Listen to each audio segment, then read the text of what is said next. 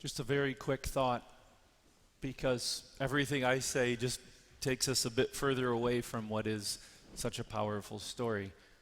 And it's just acknowledging that at the point of Calvary are two very different ways of thinking.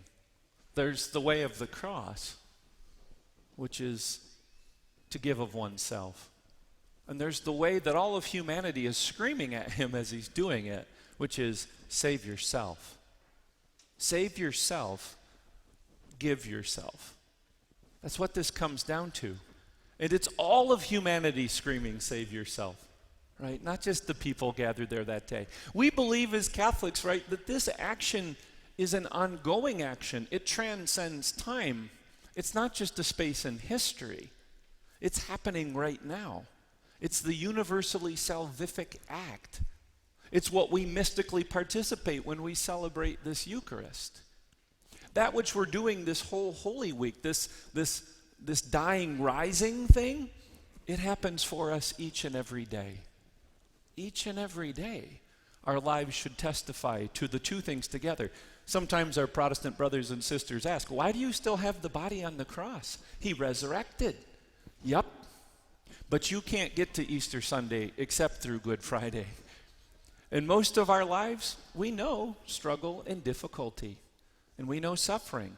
And we hear the world screaming, save yourself. Save yourself. But our guy, he said something very different. And as they're sneering at him and making fun of him when he's in the midst of saving us, his response wasn't rebuke or threat. It was to intercede for them. And so as Pope Francis said yesterday, so profoundly, his giving intensified, it increased. His giving just keeps increasing until it reaches the point that it becomes forgiving. His giving becomes forgiving. And as I looked at the etymology of that word, I'd never really thought about it. The for really means completely. He completely gives. And in his complete gift, we're saved. I don't ever want to take the corpus off the cross because it reminds me of two things. That which he is offering for us right now. And that when I'm suffering and when I'm hurting and I'm struggling, I bring my suffering and hurt and struggle and connect it to his. That way your and my suffering becomes a participation in the suffering. That's profound to me. That when this host is broken, it's not just remembering what Jesus said, it's participating in it. We are at the table. We are in the upper room.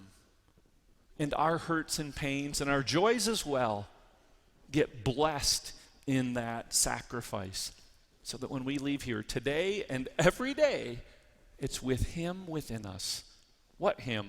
The one who forgave, who gave it all completely. And so as we go through this week, let's take our time. Let's not rush it. Let's be immersed in this experience. Not just to remember what he did, but to say, today he is doing it. Even in the midst of Good Friday, we have resurrection. Even in the midst of reading this Passion, we know how this story finishes, completes. And we claim it all at once, because for most of us, that's our life experience. It's a little conflicted. It's joy and sorrow. It's laughter and tears. It always all comes together.